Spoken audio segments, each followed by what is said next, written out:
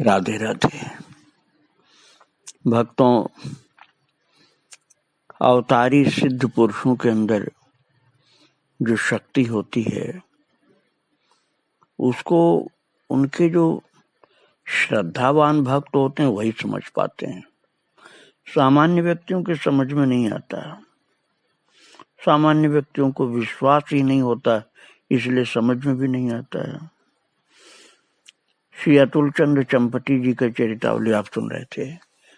कितनी इनको कितनी श्रद्धा थी, कितना विश्वास था जगत गुरु के ऊपर,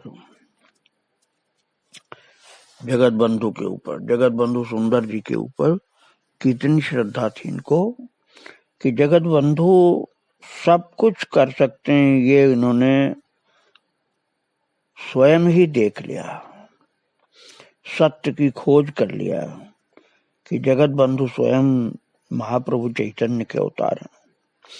और जगत बंधु की कृपा से महाराज संसार से इतना वैराग्य हुआ चंपटी जी को कि बिल्कुल वो प्रेम में पागल हो गए। जैसा उन्होंने कहा था जगत बंधु ने कि पागल हो जाओ, तो बिल्कुल प्रेम में ये पागल ही हो गए।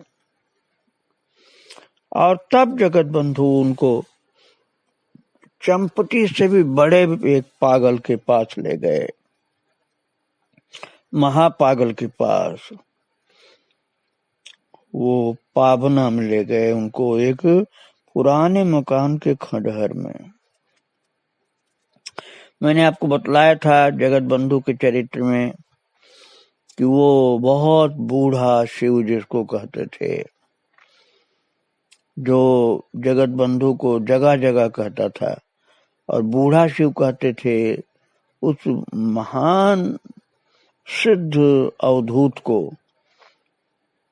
जो पागल हाराण कहा जाता था या हाराण खेपा कहा जाता था, उस बूढ़े शिव को जिसको कहते थे बूढ़ा शिव, वो इनको जगह जगह कह के कीर्तन करता था। जगत बंधु को जगह कहता था और जगह नाम से कीर्तन करता रहता था वो बाबा। उन्हीं के पास लेकर के गए। ये पुराने एक मकान के खंडहर में रहते थे महाराज, ये महान सिद्ध पुरुष। और उनका हाव भाव, रीत नीत, वेशभूषा सब कुछ बिल्कुल पागलों जैसा ही था। कोई अनजान आदमी पागल के अलावा कुछ दूसरा नहीं सोच सकता था उनके विषय में। और नाम भी उनका पागल हाराण था। तो बंधु जी चंपटी को उस पागल के चरणों में छोड़कर अंतर्धान हो गए। और हाराण, जो पागल हाराण था, वो जगत बंधु को जगह कहते, जगह जगह कह करके उच्च स्वर से कीर्तन करने लगे। और जगह नाम के कीर्तन में उनको क्या रस मिलता था ये कौन जाने। और बंधु उनको शिवा शिवा कहते हैं। तो हाराण जगह जगह कह के उन्मत्त हो जाते और वो शिव शिव कह के उन्मत्त हो जाते। महाराज ये तो दोनों ही बड़े उच्च कोटि के पुरुष थे। तो वो जो शिवा जी थे, अर्थात शिवा का मतलब वो बूढ़े जो शिव कहे जाते थे जगत बंधु के द्वारा, वो चंपटी को बंधु के वास्तविक स्वरूप के बारे में बताकर उनकी बंधु के प्रति एकांतिक श्रद्धा और भक्ति को और भी पुष्ट किया। बताया उन्होंने, पागल हाराण ने चंपटी को, कि तुम बंधु को जानते नहीं हो कौन है। अपने शब्दों में उन्होंने समझा दिया। और कलकत्ता लौट करके चंपटी बंधु की प्रेम सेवा में नियुक्त हो गए। एक बार उन्होंने नाली में थूका हुआ बंधु का कफ उनका अधरामृत जान करके उठाकर खा लिया। महाराज श्रद्धा की उच्च स्थिति समझिए आप। हर आदमी के बस का यह है ही नहीं करना। और बंधु ने जब देखा तो कहा, अतुल ये तूने क्या किया? अतुल चंद चंपटी नाम था ना उनका। तो जगत बंधु ने कहा, अतुल तूने ये क्या किया? उनका थूका हुआ कफ जो था उसको अथरामठ समझ के उठा के खा लिया ना, तो इसलिए जगत बंधु जी बोले कि अतुल तूने ये क्या किया? फिर बोले, अच्छा जा, आज से तू जो इच्छा हो सो कर। अब मैंने तुझे पूरी स्वतंत्रता की सनद दे दी है। मैंने तेरे लिए पूरी छूट दे दी है। उसी समय से अतुल चंपटी ने पतित उद्धारण लीला आरंभ की। वे बिना किसी प्रकार के संकोच या भय के कलकत्ता के महाराज, अब आपको आश्चर्य होगा वो कहाँ जा रहे हैं, मध्यालय और वेश्यालय में जाने लगे। साधारण आदमी की बुद्धि में बात नहीं आएगी कि ऐसा क्यों कर रहे हैं। अतुल चंद्र चंपटी जो इतनी ऊंची स्थिति में हो गए, अर्थात पागल, प्रेम के पागल, अब वो वेश्यालय और मध्यालय में गए और वहां पर मोह निद्रा में डूबे पतितों को हरि बोल ध्वनि द्वारा झकझोर कर जगाने की चेष्टा करने लगे। जो ऐसे पतित लोग थे जो शराब के नशा में थे, जो वेश्याओं में डूबे हुए थे, उनको हरि बोल ध्वनि बोलकर झकझोर रहे हैं, जगा रहे हैं।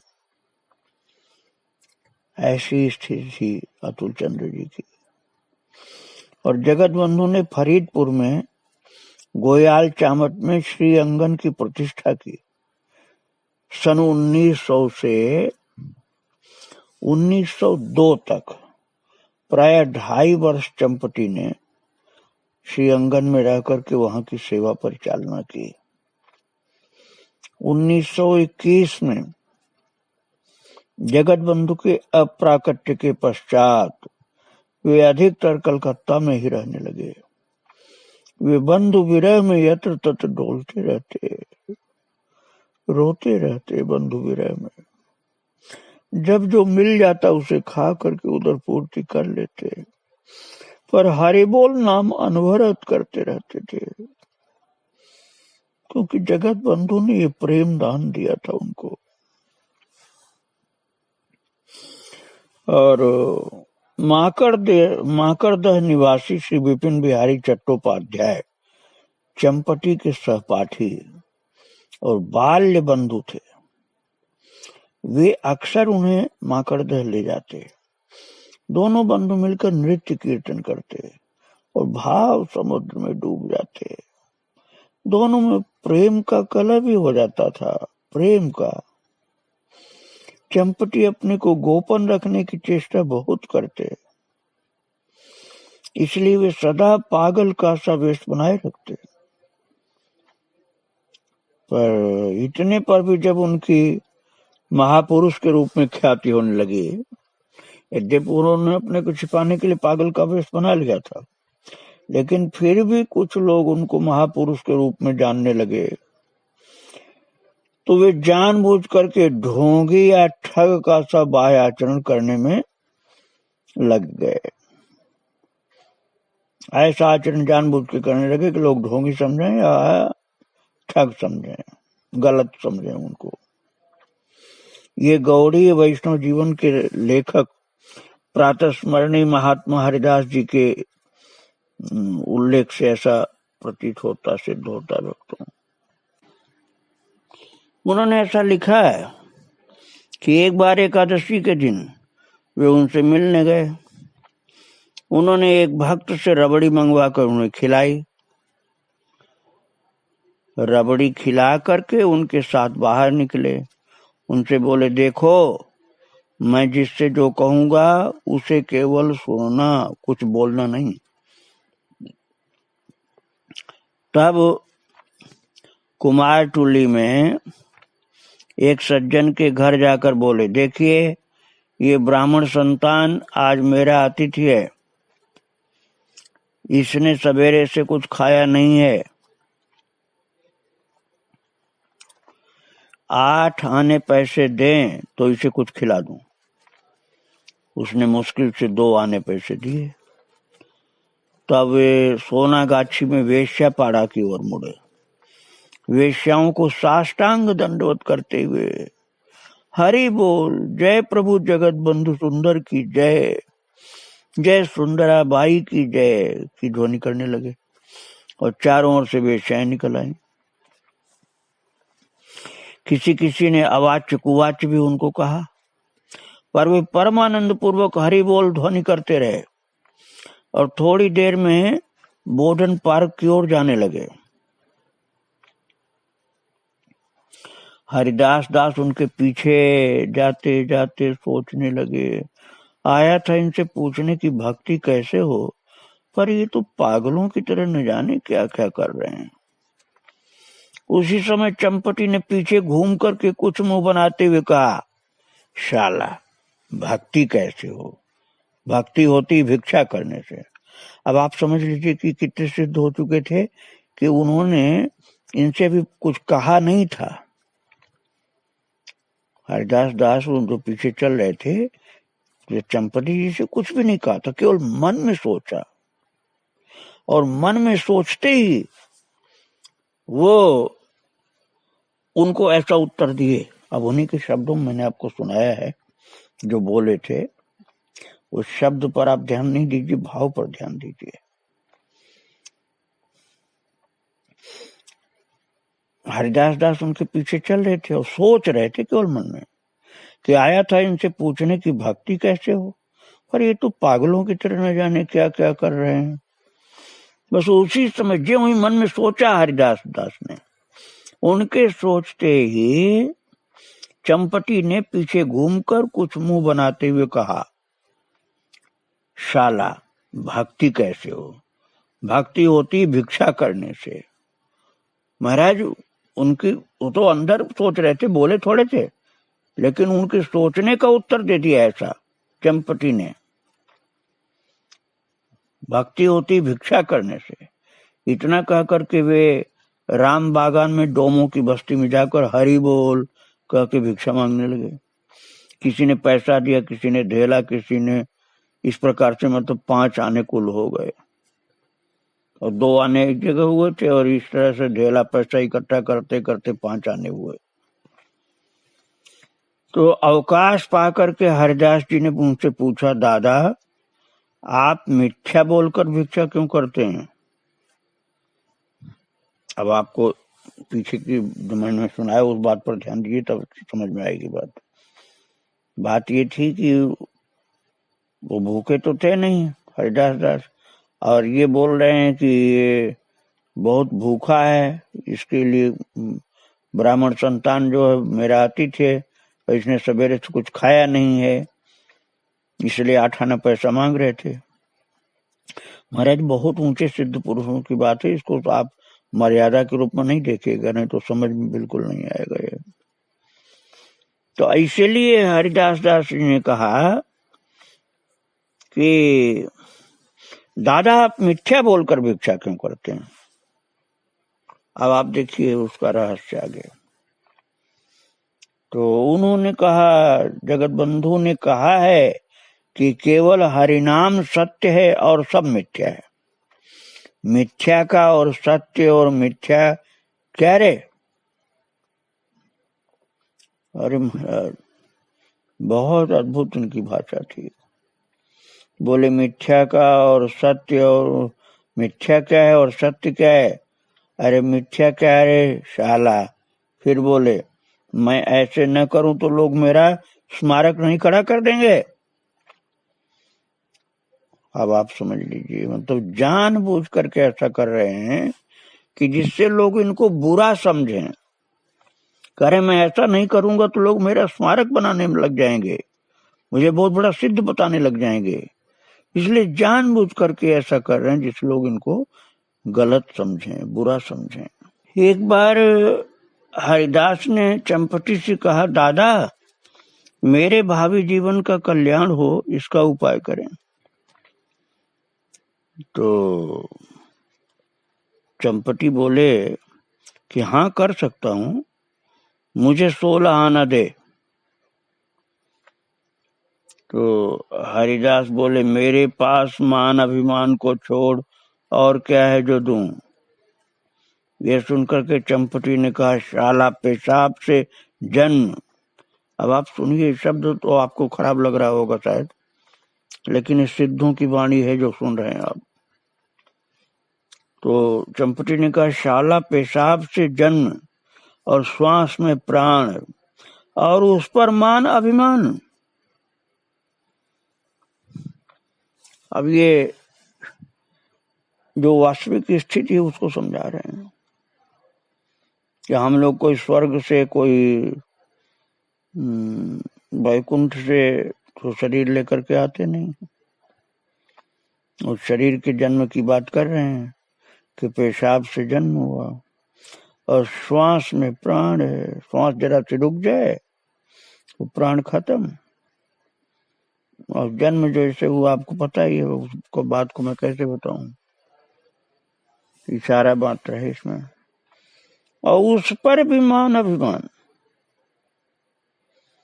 और चंपटी जी स्वयं अभिमान शून्यता के साक्षात मूर्ति थे।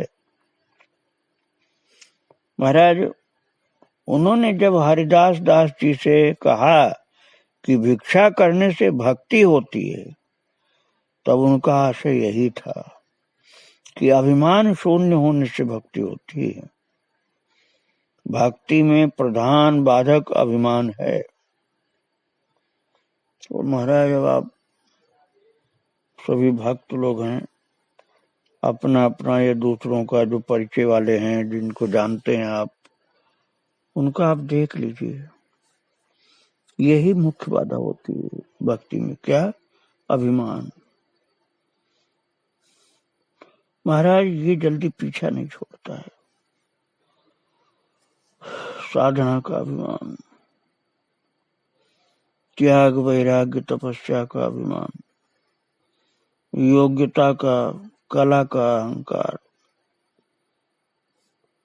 अपने लेखन, वक्तृत्व, कवित्व, विवेक, बुद्धिमत्ता, इन सब का अभिमान। अरे धन गुण का अभिमान जो होता है, धन का अभिमान तो मोटी बात है, धन का अभिमान तो साधारण लोगों को भी हो जाता है, लेकिन जिनको योग्य समझा जाता है, जिनको महान समझा जाता है, जिनको श्रेष्ठ समझा जाता है, उनके अंदर ये सब अभिमान आ जाते हैं। विशेषताओं का, योग्यताओं का, ज्ञान का, कला का अभिमान आ जाता है। बस व्यक्ति वहीं रुक जाता है। तो चंपटी जी कह रहे हैं हरिदास दास से कि भक्ति में प्रधान बाधक अभिमान है। और साधक जब घर घर जाकर भिक्षा मांगता है, ये बड़ी ऊंची बात है भक्तों। साधक जब घर घर जाकर भिक्षा मांगता है, अब आप ये भी समझ लीजिए भक्तों की भिक्षा का मतलब ये नहीं होता कि खूब धन मांगता, पैसा इकट्ठा करता, उससे अभिमान नहीं जाता। जो लोगों से पैसा मांगता रहता है कि हमारे लिए इतना धन दीजिए, हमारे लिए इतना पैसा दीजिए, वो भिक्षा मांगना नहीं, वो तो एक चंदा जैसे होता है। और चंदा वसूलने वाले तो कैसे होते हैं आप लोग जानते ही हैं। वो भिक्षा नहीं है जो पैसे धन मांगता रहता है। भिक्षा है जो रोटी मांग लिया, रोटी दाल, और चाहिए 6 रोटी, मिली 1 रोटी 2 रोटी, और बिना कुछ नाराज हुए, बिना कुछ बोले, उतने में संतुष्ट होकर के आगे बढ़ गए। 5 घर जाना है भिक्षा लेने, भिक्षा लेने 5 घर जाना है, कहीं 1 रोटी, कहीं 2 रोटी, कहीं 4 रोटी, कहीं 1 भी नहीं। ऐसे चलते जा रहे हैं। कहीं किसी ने बुरा बोला, किसी ने डांट लगा दी, किसी ने उल्टा सीधा कह दिया कि कमा के रख गया जो मांगने चला आया। किसी ने कहा कि अच्छा खासा शरीर काम नहीं करते बनता है, मांगने चले आए हो। किसी ने मांगता कहा, किसी ने गाली भी दे दी। ये होती भिक्षा। ये भिक्षा हर आदमी मांग नहीं सकता है। भोजन की भिक्षा, धन की भिक्षा नहीं, चंदा वसूलना नहीं। तो महाराज साधक जब घर घर जाकर के भिक्षा मांगता है तो उसके अभिमान का दमन होता है। और चंपटी जी ने सारा जीवन महाप्रभु द्वारा उपदिष्ट अपने को तृण से भी अधिक नीच मान करके सदा कीर्तन करते रहते थे और यही उपदेश करते थे और उसका खुद पालन करते थे। भिक्षा मांग करके अभिमान को खत्म कर दिया था और एक शुद्ध सिद्ध पुरुष हो करके अपने को तिनके से भी छोटा मान के रहते थे। भगवान की भक्ति उनके हृदय में लीला करती थी। भक्ति महारानी की पूरी कृपा हो गई थी। बिल्कुल पागल की दशा में रहते थे। जो जगत बंधु ने कहा था पागल हो जाओ, बिल्कुल वही स्थिति प्राप्त हो गई थी। और महाप्रभु के द्वारा उपदिष्ट अपने को नियम में तृण से भी अधिक नीच मानकर कीर्तन करते रहते। कोई कुछ भी उल्टा सीधा बोले सबको प्रणाम करते। महाराज नाराज नहीं होते, प्रणाम करते। और महाप्रभु के उपदेश का अक्षरशः पालन करते हुए सन 1923 में नित्य धाम को गमन किया। ऐसे थे श्री चंपटी जी महाराज। उनके चरणों में बारंबार प्रणाम। श्री राधे राधे। जय श्री राधे राधे।